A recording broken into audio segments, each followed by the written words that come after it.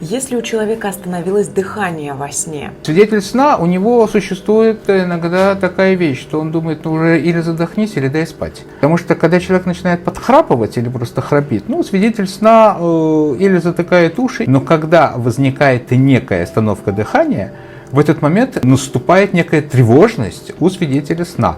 И она тоже бессознательно, может даже не любить этого человека, но в принципе, когда рядом кто-то остановил дыхание, ждет, когда дыхание возобновится. И если эти остановки дыхания значимые, так он ждет всю ночь. То есть у него самого развивается нарушение сна.